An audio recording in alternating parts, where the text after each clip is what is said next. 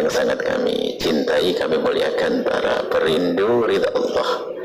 Khusnudzon kami ini adalah hamba yang hidup dengan penuh kebahagiaan, bahagia di dunia dan bahagia kelak di surga. Bahagia di dunia ditandai dengan indah hidupnya dengan sesama. Apa sih yang dimaksud bahagia di dunia itu? Bahagia di dunia adalah di saat hidup kita dengan sesama itu indah. Kita pangkas kebencian, kita pangkas dengki, pangkas dendam, maka hidup akan indah. Kita bayangkan benci, bayangin jangan dirasakan dengan sesungguhnya. Bayangin saja orang yang hidup dengan benci, dendam. Kalau orang menjalani hidup dengan benci, dendam kepada sesama, apalagi kepada orang dekat, sanak, kerabat, saudara, kepada tetangga kita benci, dengki kepada tetangga. Alangkah capeknya hidup orang yang menyimpan benci dan dengki, melihat tetangganya bangun rumah, sakit hati dia. Padahal tidak ada bata merah yang jatuh di kepala kita, nggak ada. Dia ngelihat tetangga bangun rumah sakit, setelah itu beli mobil sakit lagi. Ini dari kekotoran hati inilah yang menjadikan kita punya perilaku jadi jelek, mulut jadi kotor, menfitnah. Anaknya sukses kita juga nggak terima, lihat bodohnya orang. Maka orang yang mempunyai jiwa dendam, benci, dengki, hidupnya adalah capek. Sudah itu akan menghadirkan maksiat yang banyak, menggunjing, menfitnah. Menfitnahnya apa biasanya? Orang kaya, tetangga kaya, korupsi dia, karena dia pejabat. Padahal dia tidak tahu kalau dia korupsi. Cuma dia ingin menfitnah, karena dia gak senang, capek hidupnya. Kalau dia pejabat, kalau dia bukan pejabat kok kaya raya, sukses terus, bingung dia. Miara tuyul dia tuh. Jadi ini fitnah itu sebetulnya hasud. Makanya kalau di kampung dulu pernah dengar ada orang miara tuyul, itu sebenarnya tetangganya yang hasud. Ada tuyul di sini, itu hasud. Jadi lihat capeknya orang dendam. Orang dendam lihat mobilnya orang yang kita dendami lewat ayam kecilnya lewat depan rumah kita. Ayam kecil, apa urusannya? Makanya Nabi mengajarkan kita untuk silaturahim agar hilang benci, hilang dengki. Tetapi sebaliknya, kalau orang menjalani hidup dengan cinta, bahagianya banyak. Melihat tetangganya bangun rumah ikut senang, tetangganya beli mobil ikut senang, sampai katanya bau solarnya harum. Orang kampung, ayo, indah hatinya, ikut senang. Anak kecilnya itu ban roda mobil tetangganya jangan diinjak, bagus. Coba saya ingat itu, tetangganya beli mobil baru, anaknya di belakang lari, lihat kejar itu, masya Allah. Lihat hati senang. Bahkan kalau orang hidup dengan cinta, bahagianya banyak, bukan di saat dia menerima saja dia bahagia, akan tapi di saat dia memberi pun dengan rasa senang. Lihat. Maka dari itu Nabi mengajarkan kita untuk pandai silaturahim, saling silaturahim. Sebab kalau silaturahmi itu tidak terjalin, putus silaturahmi, yang ada benci. Dan kita harus sadar kita manusia biasa, manusia normal, yang ada di dalam hati kita benih-benih benci, benih-benih dengki. Benih-benih benci ada dalam hati kita, benih dengki ada dalam hati kita. Cuman kemenangan kita adalah memerangi. Di saat benih itu mulai tumbuh, kita perangi. Bukan kita tidak ada benci, tidak ada dengki, bohong. Jangan ngomong, aku tidak punya benci. Nah, kita bukan malaikat, kita manusia. Cuman kehebatan kita ini adalah di saat ada benci, ada dengki, kita lawan, kita perangi. Maka itu namanya jihadun nafsi, memerangi hawa nafsu. Jihadun nafsi. Sehingga orang pangkatnya tinggi, ya begitu ada marah, ada bibit dendam, tapi diperangi. Ini akan kita bahas pada pertemuan kilat sikat saat ini. Silaturahmi itu adalah silaturahmi batin pada sesungguhnya, bukan silaturahmi zahir. Silaturahmi zahir iya, tapi harus tahu tujuannya dong. Kita saling kunjung menguji masih gawat. Ingat kita tradisi di kampung kita, bukan di kampung kita, tradisi negeri itu harus mudik itu, masya Allah. Apa sih silaturahmi? Tapi apakah semua silaturahmi itu dapat hasil? Bisa saja pulang rumah berantem sama adiknya, rebutan kamar. Ayo. Karena silaturahminya zahir, action, kunjung sana kunjung sini. Silaturahmi zahir harus dihadirkan sebisa mungkin selagi masih bisa. Tapi lebih penting dari itu silaturahmi batin kita. Sebab kalau hadis Nabi bunyinya kan begini, coba hadis tahabu, saling lakukan beri hadiah, bukan sekedar saling memberi hadiah, tapi harus tujuannya tahabu, agar tumbuh cinta. Tazawaru, salinglah kau mengunjungi, tujuannya apa? Agar tahabu, kalian saling mencintai. Ini harus tahu tujuannya. Kalau nggak tahu tujuannya, nggak ada guna. Kelihatannya reuni keluarga besar Pak Haji Fulan, kelihatannya maksudnya nyembelih sapi 3. Cuman silaturahminya action, basa-basi, action, gaya saja dia, bukan karena hati. Lihat apa yang terjadi, datang ke reuni, Masya Allah, lirik-lirikan, pulang ke rumah punya bahan baru untuk menguji, gelang dipakai semuanya, pamer mobil, rupanya pulang justru tambah dengki, benci. Karena apa? Dia datang bukan karena hati. Itu ada, so banget tuh, gelangnya pakai semua, cincinnya 6, jarinya 6 kali, jarinya 6, pakai 7 kiri kanan, belang, pamer mobil. Padahal juga tidak pamer sebetulnya dia memang biasanya begitu. Cuman karena kita sudah ngiri, kelihatannya jodoh, tapi saya begini.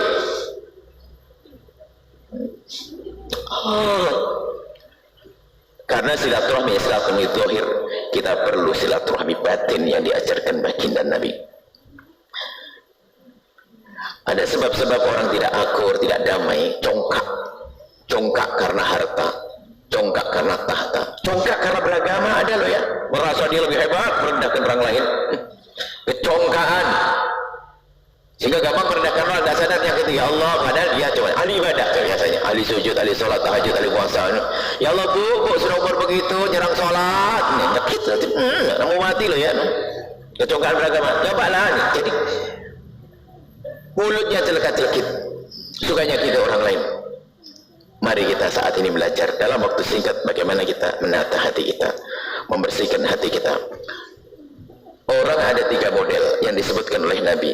Yang pertama, ada orang datang ke Rasulullah, ya Rasulullah, saudaraku jahil jahat sama aku, gimana kalau aku balas? Kalau dia jahat, kita balas kejahatan. Apa jawab Nabi? Kalau kamu membalas berarti kamu sama dengan dia.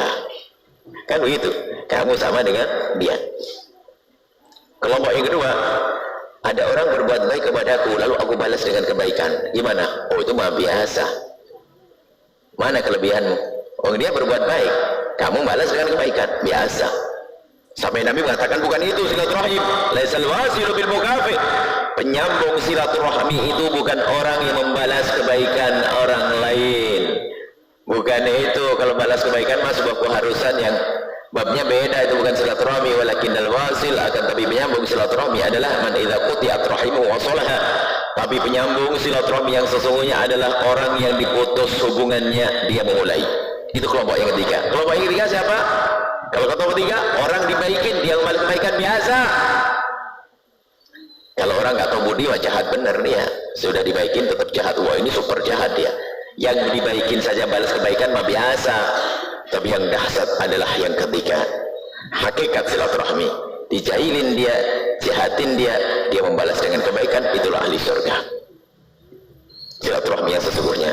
Maka kita perlu menata hati kita bagaimana kita perlu namanya silaturahmi batin. Silaturahmi batin dimulai dari, misalnya kita mau kunjung ke rumah bibi, itu karena Allah ya, bukan karena takut didahului, nggak enak.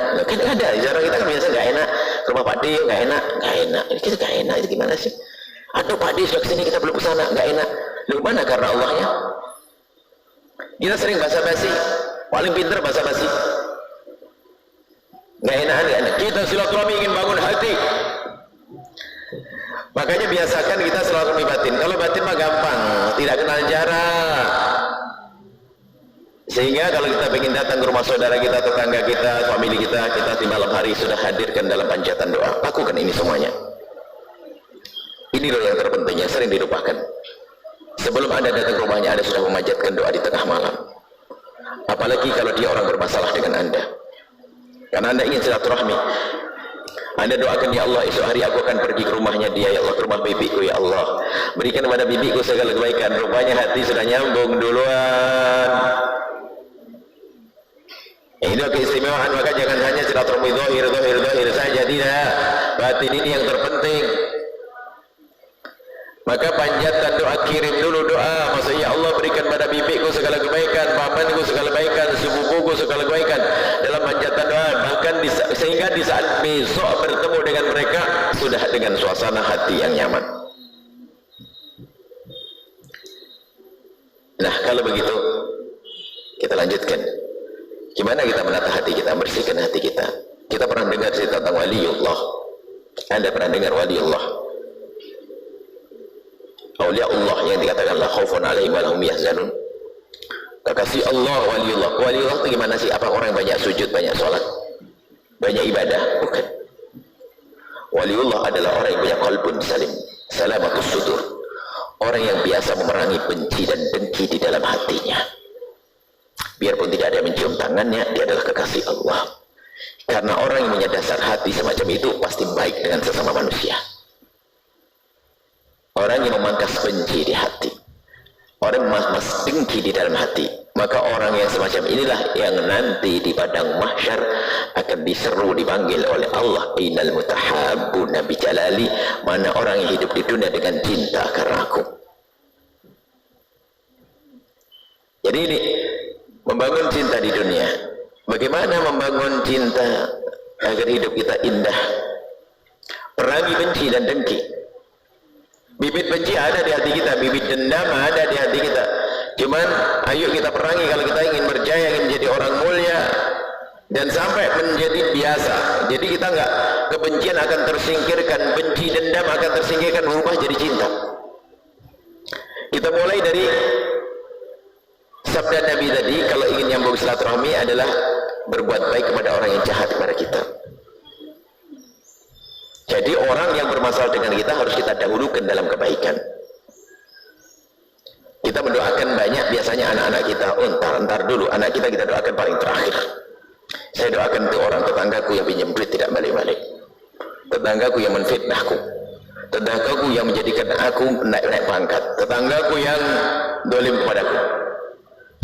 Kalau Anda sudah bisa mulai dari sini, Anda ahli surga yang berjalan di atas bumi, Anda waliullah, gak usah dicium tangannya sama orang. Hati Anda bersih, qalbun salim, salamatus sudur. Maka mulailah sekarang, detik ini, waktu yang singkat ini, mulai dari orang yang bermasalah dengan kita. Anda cari siapa yang bermasalah dengan kita. Jangan biarkan itu berubah menjadi benci tersembunyi, dendam yang tersimpan. Awas, hati-hati, jangan kita rubah. Oh, kurang ajar bener itu dia. Pinjam duit gak balik-balik, katanya sebelum saya umroh sudah dikasih, sampai saya pulang umroh gak kasih-ngasih. Dia ditagih, marah-marah, ditelepon, direcek, datang rumahnya katanya nggak ada, tapi sepatunya lengkap, berarti keluar nggak pakai sandal dia. Coba dia cari di belakang rumah, kelihatan di belakang rumah lagi ngitung duit. Waduh, serem banget ini. Apa yang harus kita lakukan kepada dia? Ancam nanti malam, awas ya. Kita nono.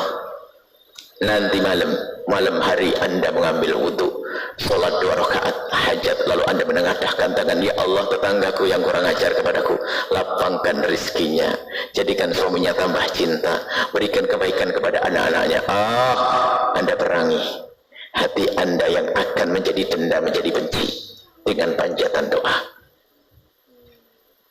Jangan biasa mencaci, mengolok, apalagi menggunjing. Anda mulai dengan kebaikan, mendoakan. Sebab benci ini adalah setan itu merindukan kita itu jadi pembenci. Kita buat contoh, kalau tadi kita di Masjid Taufik bicara tentang rebutan waris. Sebenarnya gini lah, orang kadang-kadang orang masuk neraka ini setan yang mengajak. Misalnya ada abang yang jahat sama adik, abang rebut waris adiknya, berarti sang abang ahli neraka dong, ngerebut waris adiknya. Tadi bagi bahasan di Taufik, ini jahat banget rebut adiknya. Adiknya itu sebetulnya dia adalah ahli surga karena dia dizalimi. Dizalimi, dia ahli surga, dia orang baik, dia dizalimi. Cuman apakah setan senang kalau ada ahli surga? Enggak senang. Adiknya pun ingin dimasukkan ke neraka oleh setan. Caranya gimana? Biarin dulu setahun 2 tahun. abang yang ngerebut waris, Masya Allah, tiba-tiba bisnisnya sukses, beli mobil, umroh bersama lagi, kacau nih, utang warisan gak diberesin, umroh bersama nih. Inilah orang neraka lihat Mekah, saya sering. Sang adik ini subhanallah bisnisnya sering bermasalah. Sudah beberapa tahun ini selalu rebutan waris, adik ini bisa sabar, nggak mau deh, sudahlah saya dengar ceramah kok sering harus sabar, saya sabar. Cuman sabar ini nggak boleh oleh setan. Rupanya pas hari itu kompor gas habis, listrik juga harus bayar. Tiba-tiba sang anak lagi telepon, bah, uang kuliahnya belum bayar, bah, malu bah, ditagih terus bah. Tidak lama kemudian abangnya itu datang membawa undangan, dek, besok teko loh ya, besok datang loh ya. Apa bang? Syukuran rumah sekalian berangkat umroh saya keluarga. Mulai nggak enak itu, mulai keringetan dia. Setan mulai berbisik, padahal dia ahli surga kemarin. Sudah itu tak lama kemudian besoknya pas mau berangkat menghadiri acara syukurannya itu, anaknya telepon lagi, abah cepet bang, ini malu bang, ini belum bayar uang kuliah bang, ini nih. Nah sudahlah nak sabar nak, abahmu tidak akan sengsara amat kecuali mulai ngomong, abahmu tidak akan sengsara amat kalau bukan karena pamanmu itu loh nak. Ibunya ngomong, paman kenapa? Kita itu sebetulnya nggak bakal sengsara kayak begini yang dek, kecuali karena itu abangku. Kamu tidak tahu ceritanya. Kenapa? Bagian warisku telah diambil abang. Oh, istrinya yang semula baik-baik mulai dengar, istrinya mulai naik pitam, akhirnya ribut terus gimana bang? Kita urus dong ya. Iya tapi gimana? Boleh, bahasanya mulai berbeda. Mulai hari itu sudah mulai ada pembenci di rumah itu. Akhirnya abang yang masuk neraka karena berebut waris, adiknya masuk neraka karena dendam benci dengan abangnya. Habislah. Makanya kalau ada orang jahat kepada anda, jangan jatuh umpan setan untuk menjadikan anda dendam. Makanya kalau ada orang zalim pada anda, wah anda harus waspada. Ini umpan setan, jangan-jangan. Ini setan, aku tidak akan membenci dia. Dia yang jahat sama saya mau tak kasih duit. Hakikat ibu dan sama main. Kalau ada orang mau ngomong jelekit kepada anda, intip mana nomor rekeningnya. Anda harus belajar ini kalau anda ingin dikasih Allah. Jangan mikir banyak sholat, banyak ibadah. Sholat ibaratnya 5 waktu saja, puasa Ramadan saja, tapi hati anda benar ahli surga. Jangan kebalikannya, sholat malamnya Masya Allah, puasanya Masya Allah, akan tapi ngomongnya celekat-celekit sama orang pendendam. Lihat, dia adalah bukan orang baik, bukan orang bertakwa. Jadi ini penting banget ilmu membersihkan hati ini. Biasakan dengan cara mendoakan.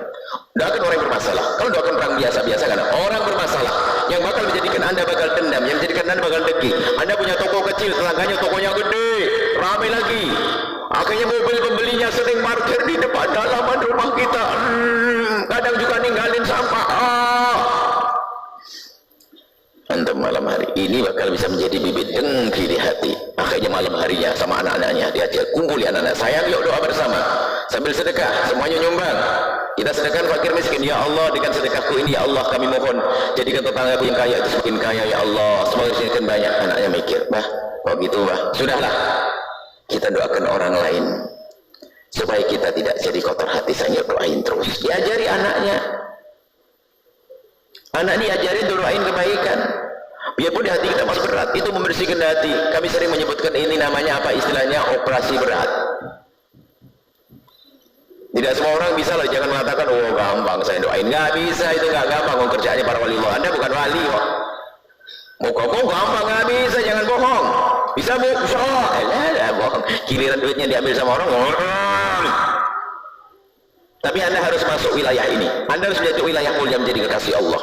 Anda cari siapa yang bermasalah dengan anda. Dan perlu belajar. Saya juga belajar. Saya belajar kalau orang ganggu saya belajar. Bukan berarti langsung saya lega, enggak. Tenang.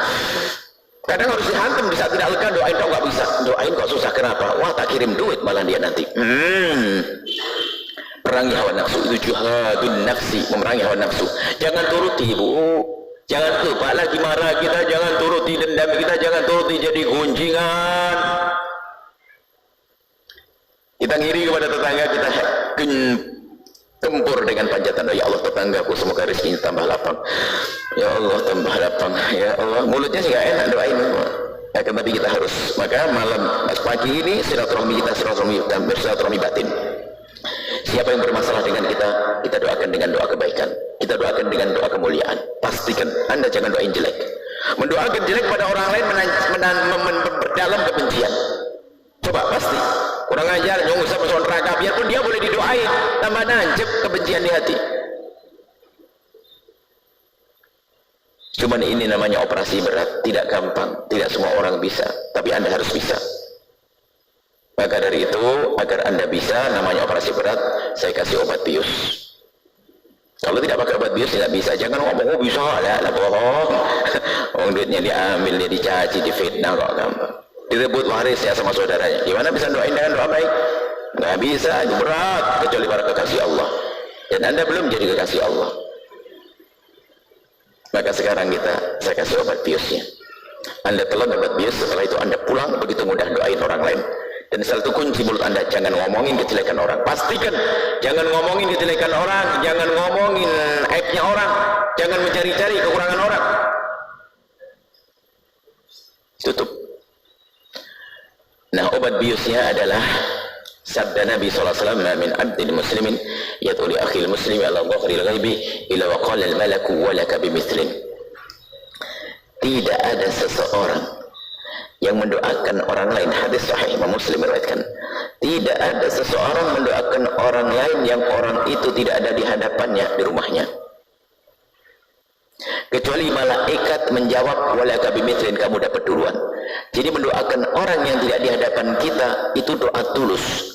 Maksudnya begitu, doa itu tulus itu. Kalau doa di depan mukanya orangnya, misalnya baru dikasih sarung, lalu doain semoga Pak Adi rezekinya banyak, minta tambahan baju koko ini ada, doain depan muka ini basa-basi. Doain yang hebat adalah di saat orangnya sudah tidak ada di hadapan kita, lalu kita doakan dengan doa kemuliaan. Tapi jangan ngasih tahu setelah itu, telepon nanti saya doain ya tadi, saya tidak doain, nggak usah ngomong, kalau ngomong batal, nggak diterima doanya.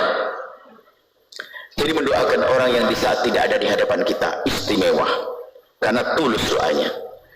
Dikatakan para ulama, lebih-lebih jika orang itu kurang ajar sama kita, bersih hatimu, pangkat wali, dia sudah kurang ajar, kita doakan. Kalau kita doakan orang yang kurang ajar dengan kita, yang bermasalah dengan kita, maka yang dapat duluan adalah kita. Malaikat mengatakan walaka bimithlin. Saya dapat ilmu dari guru saya waktu mendengar syarah hadis ini, dan saya mencoba amalkan. Makanya kalau saya punya hajat besar, Bu, saya nyari siapa orang kurang ajar sama saya.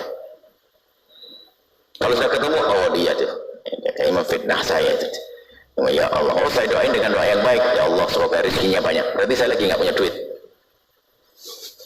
Doain deh, pokoknya doain yang baik deh. Jangan keluar dari tempat ini kecuali Anda dengan itu. Kalau Anda tidak usah ngaji deh, ngapain ngaji? Kalau tidak mau dibenahi hatinya, pastikan setelah pulang dari tempat ini Anda rajin mendoakan orang-orang yang bermasalah dengan Anda. Sudah dikasih obat bius? Kalau ternyata dikasih obat bius Anda juga nggak berubah, berarti hati Anda sudah mati dari kemarin. Anda, makanya cara mendoakan, ada orang kalau ingin doa, ingin ketemu Kiai Fulan, Habib Fulan, minta didoain. Kiainya sama Habibnya susah dicari. Kapan doanya? Kelamaan. Atau pengen umroh, kapan umrohnya? Padahal ada satu doa yang sangat mudah dikabul oleh Allah, tapi sangat dilupakan oleh hamba Allah, yaitu doa dengan cara mendoakan orang lain. Sibukkan diri mendoakan orang lain, khususnya yang bermasalah, Allah akan beri kepada Anda terlebih dahulu. Dan ini mujarab. Di samping itu akan dikabul untuk Anda. Yang kedua, bersih hati Anda, diam-diam, bersih. Dan jangan berubah jadi dendam, nggak mungkin menggunjing. Setelah itu, lapang rezekinya, dia kurang ajar kepada gue, Allah lapangkan rezekinya, jaga hatinya, imannya ya Allah, aman hati kita. Tapi sebaliknya caci maki, lihat hari ini orang caci maki atas nama agama, ngolokkan orang atas nama agama, semakin kotor hatinya. Lihat congkak, dia menjadi ustaz sombong, ustaz pendendam, ustaz pendengki, lihat bermusuhan dengan sama ustaz. Islam itu indah. Berguru dengan Islam yang sesungguhnya, mengajari kelembutan, keindahan, kasih sayang, cinta. Itu yang diajarkan oleh guru-guru mulia. Insya Allah pulang ke rumah, nanti pulang ke rumah tolong di PR. Sesungguhnya kalau belajar, kalau Anda tidak usah datang ke sini kalau Anda tidak niat benar. Ada pulang ambil kertas, ambil buku, catat itu orang kurang ajar. Mantan istri yang, mantan suami yang kurang, wah yang boleh untuk biarin juga, mantan wah yang kurang ajar pokoknya. Tulisi semuanya, cuman judulnya dirubah jadi judul yang baik, jangan judul jelek, malu dong sama anak kita, dibaca anak kita nanti. Orang-orang yang harus, orang-orang baik yang harus aku doain, Anda tulis namanya, serius. Kemudian setelah itu malam hari Anda tahajudan, Anda baca wajah mereka, wajah ya Allah, berikan pengampunan ya Allah, angkat derajatnya. Dan mendoakan ala dhahril ghaib ini adalah kerjaan para kekasih Allah. Dan juga kalau kita kembangkan, kalau kita berdua ini bersahabat seperti ini, dua orang bersahabat ini bersahabat, dua-duanya pendusta kalau belum pernah mendoakan di saat berpisah. Ingat, mendoakan di saat berpisah itu istimewa. Di saat Anda di rumah sendiri, ingat, di saat ada orang berdua katanya bersahabat, tapi kalau tidak pernah berdoa di saat berpisah, dua-duanya pembohong. Ingat, makanya ayo kita biasakan mendoakan di saat berpisah agar tumbuh cinta, tumbuh keindahan. Sudah masuk resepnya? Obat biusnya sudah masuk? Pulang ke rumah insya Allah didoain ya. Kalau tidak bisa berarti Anda sudah mati dari kemarin. Anda harus terus doain, dan itu adalah kemuliaan yang luar biasa. Kemudian setelah obat bius, biasanya saya tambah lagi dosisnya. Ada sebagian yang Masya Allah ya, dendamnya gede banget. Anda pernah kan dengar kalau orang marah begini, demi Allah aku tidak ridho, saya tuntut nanti di akhirat. Kalau dia calon mantu batalin bu, jadi mantu, punya mantu kayak gitu serem banget. Ada kan pernah orang kalau marah, demi Allah akan aku tuntut nanti di akhirat. Waduh, kacau ini. Saya manusia pasti punya salah dong. Dia mau dendam sama saya di akhirat, enggak, batal jadi menantu, batal jadi mertua, batal jadi besan. Karena dia pendendam, jelek pendendam. Makanya Anda jangan jadi pendendam.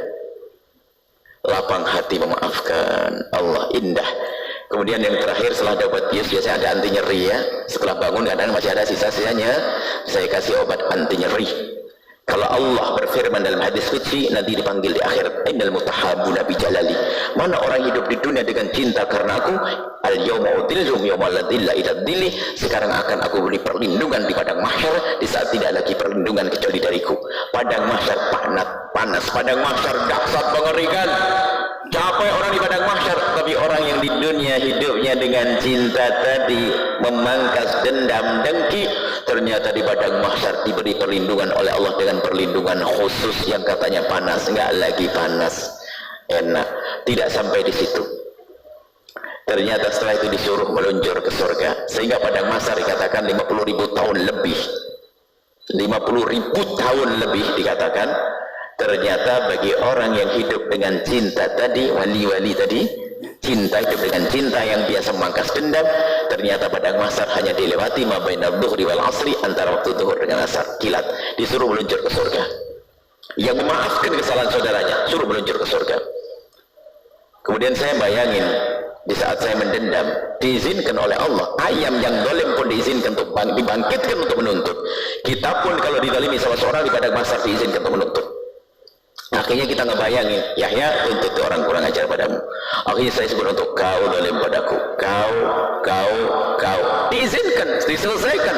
Setelah saya noleh rombongan orang-orang yang di dunia hidup dengan cinta sudah sampai surga, ketinggalankah saya? Mulai dari saat itu saya berpikir, nggak mau saya ninggalkan dendam deh. Yang berbuat salah kepadaku tak maafin deh. Yang ngambil hakku tak maafin. Pribadi ya, bukan Allah. Urusan Allah diganggu harus marah. Urusan pribadi, aku dicaci saya maafkan. Aku dicaci, dimaki, dimaafkan. Aku digunjing, maafkan. Hakku diambil, saya tidak akan mendendam. Anda harus bisa sampai seperti itu. Dan kita berusaha supaya di padang mahsyar tidak ketinggalan. Ibu bapak mau ketinggalan atau tidak? Yakin mau ketinggalan di padang mahsyar, pengen luncur surga seperti kilat ya? Bersihkan hati, insya Allah ahli surga berjalan di atas bumi. Ini yang bisa kami sampaikan ya. Tolong bisa pulang ke rumah mengamalkan. Ilmu bukan untuk didengar kok, nggak ada guna, harus diamalkan, dicoba pelan-pelan. Siapa yang bermasalah, siapa ini, lalu Anda doakan, Masya Allah, surah itu Anda akan menemukan keindahan yang luar biasa di dalam diri Anda. Maka hidup Anda di dunia bahagia, nggak ada dendam. Ketemu ini senang, ini senyum. Coba kalau dendam, dia lagi si kerudung merah, ngapain datang juga kerudung hijau lagi, itu lebih parah lagi. Tapi kalau orang hidup ini enak, ini cinta-cintanya aja senang, lihat wajahnya senang. Coba aja, urusan agama kadang benci urusan agama Anda loh, benci kepada model-model coba.